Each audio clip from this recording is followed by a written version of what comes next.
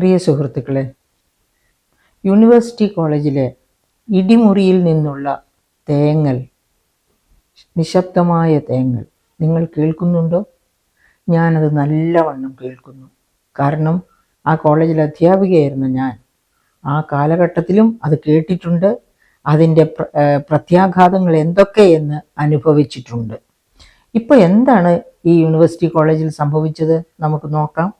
അതായത് അനസ് SFIക്കാരൻ തന്നെയാണ്, കാലിന് സ്വാധീനമില്ലാത്ത കുട്ടിയാണ്.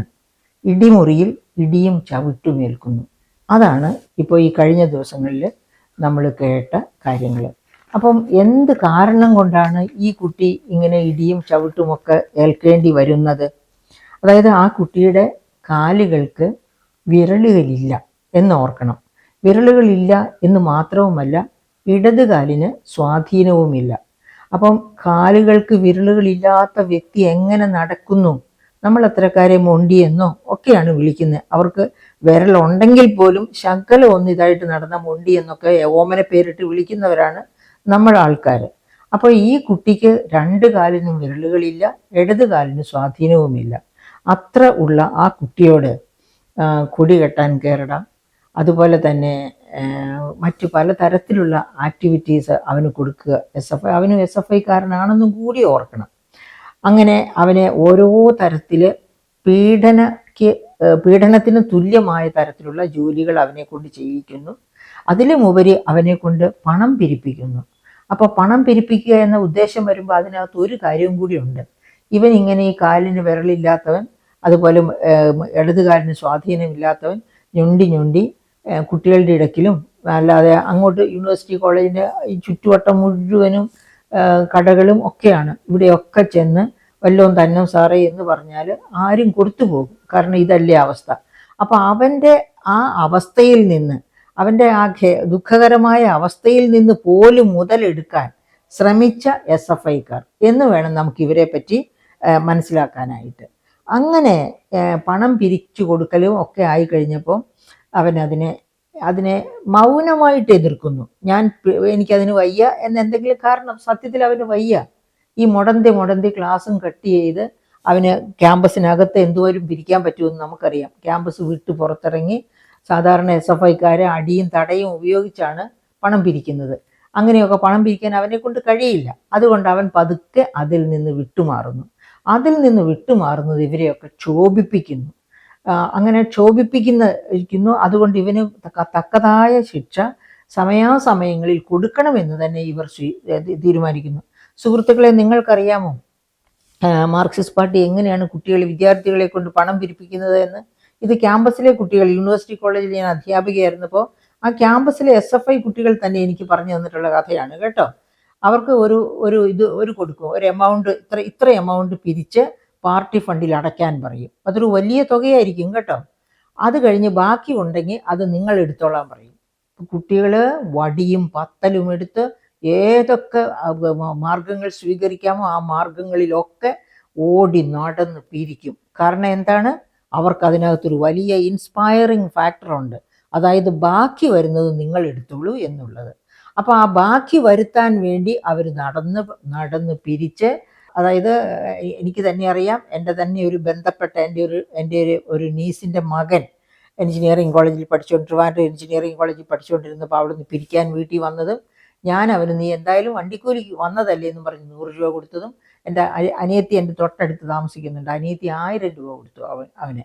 കാരണം അവർക്ക് കുറച്ച് SFI സഹാനുഭൂതി ഉള്ളതാണ്. ഞാൻ പറഞ്ഞു, ഞാൻ കുട്ടികളെ നിന്നെ കോളേജിൽ വിട്ടിരിക്കുന്നത് പഠിക്കാനാണ്, പാർട്ടിക്ക് വേണ്ടി പണം പിരിക്കാനല്ല, മേലിൽ ഇങ്ങനെ വന്നു പോകരുതെന്നും പറഞ്ഞ് വഴക്ക് പറഞ്ഞാണ് ഞാൻ 100 രൂപ കൊടുത്തത്. എന്തായാലും നീ വന്നല്ലോ, അപ്പം നിൻ്റെ വണ്ടിക്കൂലി ഇരിക്കട്ടെ എന്നും പറഞ്ഞ്. പക്ഷേ എൻ്റെ സിസ്റ്റർ അങ്ങനെയല്ല. അവർ ഒരു 1000 രൂപ കൊടുത്ത് അവനോട് കൂടുതൽ സ്നേഹം പ്രകടിപ്പിച്ചു. അങ്ങനെ രണ്ടായാലും ഇത് അവനല്ല പറഞ്ഞു, ഇത് അവൻ എഞ്ചിനീയറിംഗ് കോളേജിൽ പഠിക്കുന്ന ആയിരുന്നു അന്ന്. ഇത് എൻ്റെ യൂണിവേഴ്സിറ്റി കോളേജിലെ കുട്ടികൾ തന്നെ പറഞ്ഞു തന്നിട്ടുള്ള കഥയാണ്. ഇങ്ങനെ തല്ലി പിരിച്ചു കഴിഞ്ഞ് പാർട്ടി ഫണ്ട് ആവശ്യപ്പെട്ടത് അവിടെ കൊടുക്കും, ബാക്കി കൊണ്ട് ഇവർ വളരെ സുഖലോലുപതയിൽ കഴിയും. അപ്പോൾ നിങ്ങൾക്ക് മനസ്സിലായോ എന്തുകൊണ്ടാണ് ഇത്രയധികം അക്രമം, ഇത്രയധികം അഡിക്റ്റായി പോകുന്നത്? ഏതിന്? മയക്കുമരുന്നിനും മദ്യത്തിനുമൊക്കെ അഡിക്റ്റായി ഇത്രയധികം പ്രശ്നങ്ങൾ നടത്തുന്നത്, നടു റോഡിൽ വെച്ച് ബർത്ത്ഡേ ആഘോഷിക്കുന്നതും ഒക്കെ എൻ്റെ കാരണം എന്താണ്? ഇവർക്ക് ഇഷ്ടം പോലെ ചെലവഴിക്കാൻ പണമുണ്ട്. ശമ്പളക്കാർക്ക് കിട്ടുന്നതിനേക്കാൾ കൂടുതൽ ഫണ്ട് SFIയിൽ നിന്നാണ് വരുന്നതെന്ന് കേട്ട ഏതൊരു കച്ചവടക്കാരനും ഉടനെ അയാളുടെ പണപ്പെട്ടിയിലുള്ളത് അതുപോലെ എടുത്തു കൊടുക്കും. കാരണം ഭയമാണ് ഇവൻ എന്താ അല്ലെങ്കിൽ ചെയ്യുക എന്നുള്ളത്. അതുകൊണ്ട് അങ്ങനെ പണം പിരിച്ച് ശീലിച്ച ഒരു കൂട്ടരുടെ അടുക്കലാണ് നമ്മുടെ ഈ അനസ് എത്തിച്ചേരുന്നത് എന്നാണ് നാം ഓർക്കേണ്ടത്. അപ്പോൾ അനസിന് ഇത് അസഹ്യമായി തോന്നിയത് കൊണ്ടും അവനെ കൊണ്ട് വയ്യാത്തത് കൊണ്ടും ആ കുട്ടി വിട്ടുനിൽക്കുന്നു. അതിനാണ് അവൻ ഇങ്ങനെ ഒരു ദിവസം ഇടിമുറിയൊക്കെ നിർത്തലാക്കിയതായിരുന്നു, ഇടിമുറിയിലേക്ക് കൊണ്ടുപോയി അവൻ്റെ കാലിൽ ചവിട്ടിപ്പിടിച്ച്, വയ്യാത്ത കാലിൽ ചവിട്ടിപ്പിടിച്ച് ഉപദ്രവിക്കുക, നെഞ്ചത്തിടിക്കുക, അങ്ങനെയൊക്കെയുള്ള ക്രൂര കർമ്മങ്ങളൊക്കെ ചെയ്യാൻ അമ്മ പെറ്റ് മുലപ്പാൽ കുടിച്ച ഏതെങ്കിലും ഒരു പയ്യന് പറ്റുമോ? ബൈബിളിൽ ഒരു സൂക്തമുണ്ട് കേട്ടോ, ഇത്തരക്കാർക്ക് വേണ്ടി പറയണത്. നിന്നെ പാലൂട്ടിയ പയോധരങ്ങൾക്ക് കഷ്ടം എന്നാണ് ബൈബിൾ പറയുന്നത്. അതായത് നിന്നെപ്പോലെയുള്ളവരെ പാലൂട്ടിയ പയോധരങ്ങൾ, അമ്മമാര്, ആ അമ്മമാരുടെ പയോധരങ്ങൾ, പാല് കൊടുക്കുന്ന പയോധരം ഞാൻ പറയണ്ടല്ലോ, അതിന് കഷ്ടമെന്ന് ബൈബിളിൽ പറയുന്നുണ്ട്. അതാണ് ഇവിടെ ആവർത്തിക്കാൻ എനിക്ക് തോന്നുന്നത്. കാരണം ഇതുപോലെയുള്ള ദുഷ്കർമ്മങ്ങൾ ശക്തമായിട്ട് പ്രതിഷേധിക്കേണ്ടി വന്ന ഒരു അധ്യാപികയാണ് ഞാൻ എന്നതുകൊണ്ടാണ് എനിക്ക് ഇങ്ങനെ ഇത് ആവർത്തിച്ച് പറയാൻ പറ്റുക. അപ്പം 1980കളിലെ ഒരു അനുഭവത്തിലേക്ക് ഞാൻ നിങ്ങളെ കൂട്ടിക്കൊണ്ടു പോവുകയാണ്. 80കളുടെ അവസാന ഭാഗത്ത് യൂണിവേഴ്സിറ്റി കോളേജിലേക്ക് ഇവാനിയോസ് കോളേജിൽ നിന്ന് ഏത് കുട്ടി വന്നാലും അവൻ കോൺഗ്രസ്സുകാരനാണെന്നുള്ള ഒരു തെറ്റിദ്ധാരണ അവനെ അവിടെയിട്ട് അവർ ഊട്ടുപാട്ട് അടിക്കുകയും ഉപദ്രവിക്കുകയും ഒക്കെ ചെയ്യും. അങ്ങനെ യൂണിവേഴ്സിറ്റി കോളേജിലെ MA ക്ലാസ്സിലേക്ക്, എക്കണോമിക്സ് MA ക്ലാസ്സിലേക്ക് ഇവാനിയോസ് കോളേജിൽ നിന്ന് 2 കുട്ടികൾ വരുന്നു. അവരിൽ ഒരാൾ ഇപ്പോൾ ഇവിടെ ഒരു വലിയ മീഡിയയുടെ, വളരെ പ്രധാനപ്പെട്ട ഒരു മീഡിയയുടെ ചീഫായിട്ടിരിക്കുക, തിരുവനന്തപുരത്ത് തന്നെ. അവൻ്റെ ഒരു കൂട്ടുകാരനും ഉണ്ടായിരുന്നു. അങ്ങനെ ഇവാനിയോസ് കോളേജിൽ നിന്ന് വന്നു അവർ. അപ്പോൾ ഒരു ദിവസം ഞാൻ ഫസ്റ്റ് അവർ കോളേജ് തുടങ്ങിയിട്ടേ ഉള്ളൂ, അവരുടെ ക്ലാസ്സസ് ഒക്കെ തുടങ്ങിയിട്ടേ ഉള്ളൂ, ഫസ്റ്റ് ഇയർ MAയുടെ. അപ്പോൾ ക്ലാസ് എടുത്തുകൊണ്ടിരിക്കുന്ന സമയത്ത് 2-3 പയ്യന്മാർ വന്ന് ഇന്നയാളെ വിട്ടുതരണം, ഒന്ന് വിടണം എന്ന് പറഞ്ഞു. അപ്പം നോക്കുമ്പോൾ ആ കുട്ടി ക്ലാസ്സിൽ വന്നിട്ടില്ല. അപ്പോൾ അവൻ്റെ കൂട്ടുകാരനെ ചൂണ്ടിക്കൊണ്ട് അവനെ ഒന്ന് വിട്ടാൽ മതി, കാണാൻ ഒരാൾ വന്ന് നിൽക്കുന്നു, വളരെ അത്യാവശ്യമാണ്, 5 മിനിറ്റ് കൊണ്ട് തിരിച്ചു വിടാമെന്ന് പറയുന്നു. അപ്പോൾ അങ്ങനെ അത്യാവശ്യം എന്ന് പറഞ്ഞതുകൊണ്ട്, വളരെ നിർബന്ധിച്ചതുകൊണ്ടും ഞാൻ പോകാൻ പറഞ്ഞു. 5 പെട്ടെന്ന് തിരിച്ചു വരണമെന്നും പറഞ്ഞ് ആ കുട്ടിയെ വിട്ടു. കുട്ടിയെ വിട്ടിട്ട് അരമണിക്കൂറായിട്ടും കുട്ടി തിരിച്ചു വരുന്നില്ല. അപ്പോൾ ഞാൻ ക്ലാസ്സിൽ നോക്കുമ്പോൾ, ക്ലാസ് എടുത്തുകൊണ്ടിരിക്കുമ്പോൾ കുട്ടികൾ വേണ്ട രീതിയിൽ ശ്രദ്ധിക്കുന്നില്ല. അങ്ങനെ ശ്രദ്ധിക്കുന്നില്ല എന്ന് മനസ്സിലായി കഴിഞ്ഞപ്പോൾ ഞാൻ ചോദിച്ചു, എന്താ പറ്റിയത്? നമ്മുടെ കുട്ടി വന്നില്ല, നിങ്ങളുടെയൊക്കെ മുഖത്തൊരു പരിഭ്രമം കാണുന്നു, എന്താണെന്ന് ചോദിച്ചപ്പോൾ ടീച്ചറെ അവനെ കൊണ്ടുപോയിരിക്കുന്നത് യൂണിയൻകാരാണെന്ന് പറഞ്ഞു. ഞാൻ ആകെ അന്തം വിട്ടു. സത്യം പറഞ്ഞാൽ എന്നിലെ അമ്മ ഉണർന്നു എന്ന് വേണം പറയാനായിട്ട്. മക്കളെ വാ, നമുക്ക് അവനെ പോയി രക്ഷപ്പെടുത്താം എന്നും പറഞ്ഞ് ബാക്കി 23 കുട്ടികൾ, ക്ലാസ്സിലെ സ്ട്രെങ്ത് 25ആണ്, വിളിച്ചുകൊണ്ട് പോയ കുട്ടിയും അന്ന് വരാതിരിക്കുന്ന കുട്ടിയും, ആ 2 പേര് ഒഴിച്ച് ബാക്കി 23 കുട്ടികൾ പുറകിലും ഞാൻ അവരുടെ മുൻപിലുമായിട്ട് യൂണിയൻ മുറിയിലേക്ക് പോകുന്നു. ഞങ്ങൾ പെട്ടെന്ന് യൂണിയൻ മുറിയിലേക്ക് ആ കുട്ടിയുടെ പേരും വിളിച്ച് കയറി ചെല്ലുമ്പോൾ, യൂണിയൻ മുറി തന്നെ ഇടിമുറി എന്നാണ് പറയുന്നത്. അവിടെ അവൻ വിറച്ച് നിൽക്കുകയാണ്. വേറെ എന്തൊക്കെ സംഭവിച്ചു എന്ന് ഞങ്ങൾക്ക് അറിഞ്ഞുകൂടാ. ഞങ്ങൾ ചെല്ലുന്നത് കണ്ടായിരിക്കണം അവനെ അവർ എഴുന്നേൽപ്പിച്ച് നിർത്തിയത്. ഏതായാലും ഒരു പറ്റം നേതാക്കന്മാരുണ്ടായിരുന്നു ചുറ്റുവട്ടത്തിൽ. ഇതിനാണോ കൊണ്ടുവന്നത് ഈ കുട്ടിയെ എന്നും ചോദിച്ച് ഞാൻ ആക്രോശിച്ചു. അതോടൊപ്പം തന്നെ ഞാൻ എൻ്റെ ഫോൺ കയ്യിലെടുത്തു. ഫോൺ എൻ്റെ കയ്യിലുണ്ടായിരുന്നു. ഞാൻ ഇപ്പം തന്നെ പ്രിൻസിപ്പലിനെയും പോലീസിനെയും വിളിക്കും, അവനെ എന്തെങ്കിലും നിങ്ങൾ ചെയ്തോ? ഞങ്ങൾ ഒന്നും ചെയ്തില്ല ടീച്ചറെ, ഞങ്ങൾ അവനോട് വെറുതെ ചില കാര്യങ്ങളൊക്കെ സൗഹൃദത്തിൽ ചോദിക്കുക ചെയ്ത് എന്നൊക്കെ പറഞ്ഞ് അവർ ഉടനെ തന്നെ ആ കുട്ടിയെ ഞങ്ങളുടെ ഒപ്പം വിടുന്നു. അങ്ങനെ ആ കുട്ടിയെ ക്ലാസ്സിലേക്ക് ചെല്ലുമ്പോഴോ വഴിയിലോ ഒരു സമയത്തും അവൻ മിണ്ടിയില്ല. ക്ലാസ്സിൽ ചെന്ന് കഴിഞ്ഞപ്പോൾ ഈ കുട്ടിയുടെ മനസ്സ്, കുറച്ച് സമയം കൂടി ഇനി ആ ക്ലാസ് തീരാനുള്ളൂ, ഈ കുട്ടിയുടെ മനസ്സൊന്ന് നോർമലാക്കാൻ ഇനി എന്ത് ചെയ്യും എന്നൊക്കെ വിചാരിച്ച്, എൻ്റെ പ്രിയപ്പെട്ട സുഹൃത്തുക്കളെ, എൻ്റെ തലയുടെ പുറകിൽ ഇതായിരിക്കുന്നു, നിങ്ങൾക്ക് കാണാം മൂലധനത്തിൻ്റെ 3 കോപ്പികളും ഇവിടെ ഇരിക്കുന്നുണ്ട്. ആ മൂലധനത്തിലെ കഥ ഞാൻ മാർക്സ് എന്തിനാണ്, കമ്മ്യൂണിസത്തിൻ്റെ വക്താവായ മാർക്സ് എന്തിനാണ് ഇങ്ങനെയൊരു പ്രസ്ഥാനം ഫോം ചെയ്തത് എന്ന് എൻ്റെ കുട്ടികളെ നിങ്ങൾക്കറിയാമോ? തൊഴിലാളികളെ എത്രയധികം ചൂഷണം ചെയ്തിരുന്ന ഒരു വ്യവസായ വിപ്ലവ കാലഘട്ടം. ആ കാലഘട്ടത്തിലെ ആ ചൂഷണത്തിനെതിരെ അവർക്ക് നീതി കിട്ടാൻ വേണ്ടിയാണ് മാർക്സ് ദാസ് ക്യാപിറ്റൽ എഴുതിയതും കമ്മ്യൂണിസ്റ്റ് മാനിഫെസ്റ്റോ എഴുതിയതും അദ്ദേഹത്തിൻ്റെ ആ ഐഡിയോളജി ലോകത്ത് മുഴുവനും സ്പ്രെഡ് ചെയ്യാൻ ശ്രമിച്ചതും. അങ്ങനെയുള്ള ആ നല്ല മനുഷ്യനെയാണല്ലോ ഇത്ര ക്രൂരമായ പീഡനങ്ങൾക്ക് ഇവരൊക്കെ അനുവദിക്കുന്നത് എന്ന രീതിയിലുള്ള കാര്യങ്ങളൊക്കെ ഞാൻ ഇൻഡസ്ട്രിയൽ റവല്യൂഷൻ കാലത്ത് നടന്ന കാര്യങ്ങൾ, അതായത് 5 വയസ്സുള്ള കുട്ടിയെ കൊണ്ട് 10 മണിക്കൂറൊക്കെ വീൽ ഇങ്ങനെ കറക്കുന്നത്, അന്ന് ഇങ്ങനെ തന്നെ കറങ്ങില്ല. അപ്പോൾ അങ്ങനെ കറങ്ങുന്ന സമയത്ത് അതിനകത്തേക്ക് വീണ് കുട്ടി ആ സകലം മുറിഞ്ഞ് മരിച്ചു വീഴുന്നത്, അത്തരം സങ്കട കഥകളൊക്കെ പറഞ്ഞ് ഇവൻ്റെ സങ്കടം ഒന്ന് ഒതുക്കാൻ വേണ്ടി അങ്ങനെയൊക്കെ ഒതുക്കാനൊക്കെ പറഞ്ഞു. ക്ലാസ് തീർന്നു. അന്ന് ഒരു വെള്ളിയാഴ്ചയായിരുന്നു. മാത്രവുമല്ല വെള്ളിയാഴ്ചയായിരുന്നു മാത്രമല്ല, അപ്പോൾ ഞാൻ 9 ദിവസമായിട്ടുണ്ടായിരുന്നുള്ളൂ എൻ്റെ തൈറോയ്ഡ് റിമൂവ് ചെയ്ത്. ഓപ്പറേഷൻ കഴിഞ്ഞിട്ട് ആദ്യത്തെ ദിവസം ഞാൻ അന്ന് ക്ലാസ്സിൽ ചെന്നതായിരുന്നു. അടുത്ത തിങ്കളാഴ്ച, അതൊരു വെള്ളിയാഴ്ചയായിരുന്നു, ഞാൻ പറഞ്ഞ അടുത്ത തിങ്കളാഴ്ച ഞാൻ government arts and science college Kozhikode പോയി ജോയിൻ ചെയ്യേണ്ടി വന്നു. ഇവിടെ ഒരു തുന്നിക്കെട്ടുമൊക്കെ ആയിട്ടാണ് പോയത് കേട്ടോ. കാരണം വെച്ചാൽ ഇത് അഴിച്ചിട്ടുണ്ടായിരുന്നില്ല ഇത്. അങ്ങനെ ചെന്ന് ജോയിൻ ചെയ്യാൻ എന്തുകൊണ്ടാണെന്ന് ഞാൻ ഇനി നിങ്ങളോട് പറയണോ?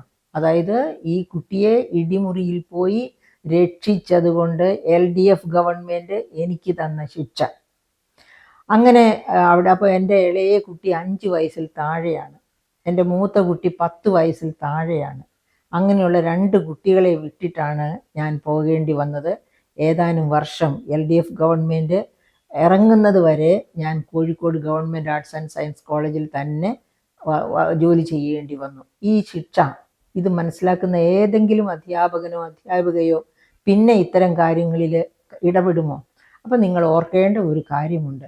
LDFിലെ തന്നെ ഒരു ഉയർന്ന നേതാവിൻ്റെ ഭാര്യ, ആ നേതാവും ആ ഭാര്യ രണ്ടുപേരും എനിക്ക് വളരെ അടുത്ത സുഹൃത്തുക്കളാണ്. അദ്ദേഹത്തിൻ്റെ ഭാര്യ പറയാറുണ്ടായിരുന്നു, LDF ഗവൺമെൻറ് എപ്പോൾ ഭരണത്തിൽ വന്നാലും ഭരണം നിർവഹിക്കുന്നത് സഖാക്കളാണ്.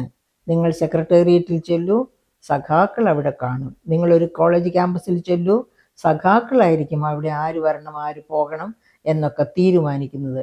നിങ്ങൾ പ്ലാനിംഗ് ബോഡി ചെല്ലൂ, അവിടെയും സഖാക്കൾ തന്നെയാണ് ഈ കാര്യങ്ങളൊക്കെ തീരുമാനിക്കുന്നത്.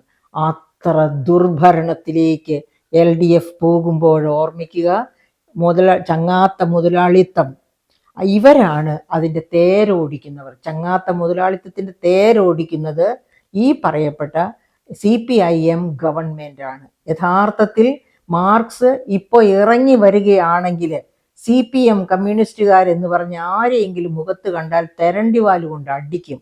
കാരണം മാർക്സ് പറഞ്ഞ ഐഡിയോളജി എവിടെ കിടക്കുന്നു, ഇവരുടെ ഐഡിയോളജി എവിടെ കിടക്കുന്നു? ഇവരുടെ ഐഡിയോളജി ഇപ്പം എന്താണ്? ഈ ചങ്ങാത്ത മുതലാളിത്തം കാരണം കൊണ്ട് എല്ലാവരും എന്നും പാവപ്പെട്ടവനായിട്ട് സിവിൽ സപ്ലൈസിൽ നിന്ന് റേഷൻ കാർഡ് വഴി കൊടുക്കുന്ന അരിയും സാധനങ്ങളും അതൊക്കെ വിഷം ചീറ്റിയ സാധനങ്ങളാണ്.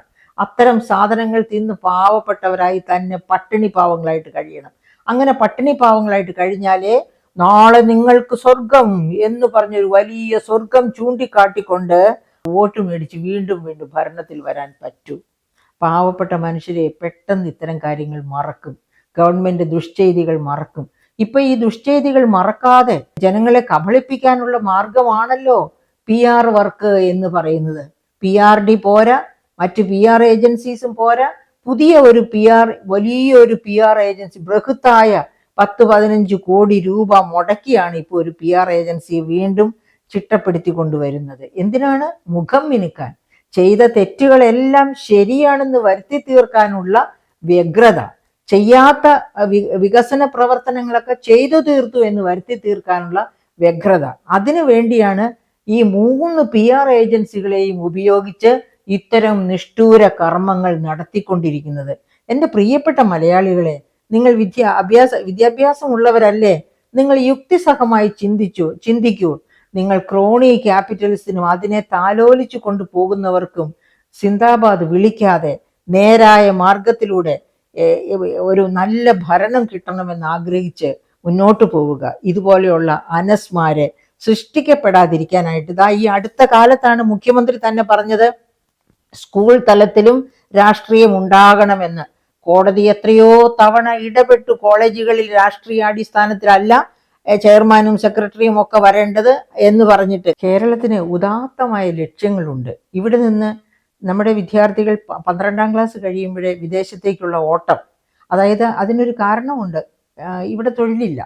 ഇപ്പം നമ്മൾ എന്താ വെസ്റ്റ് ബംഗാളിൽ സംഭവിച്ചതെന്നൊന്ന് ആലോചിച്ച് നോക്കൂ.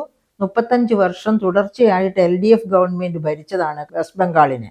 ഇപ്പൊ അവിടെ അടുപ്പിൽ തീ പുകയണമെങ്കിൽ അവർ കേരളത്തിൽ വന്ന് ഇവിടുത്തെ പണി ചെയ്യണം.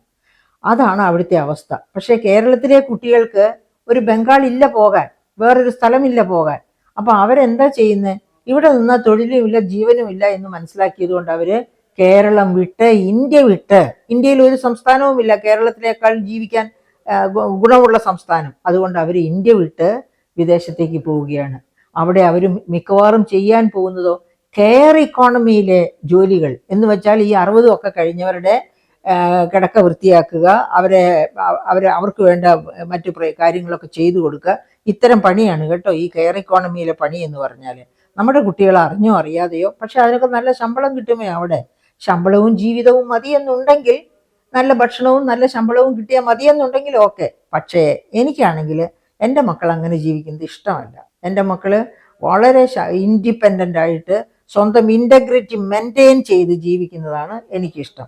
അവര് ബുദ്ധിപരമായി പ്രാപ്തിയുള്ളവരാണെങ്കിൽ ആ പ്രാപ്തിക്ക് അനുസരിച്ചുള്ള ജോലി ചെയ്യണം.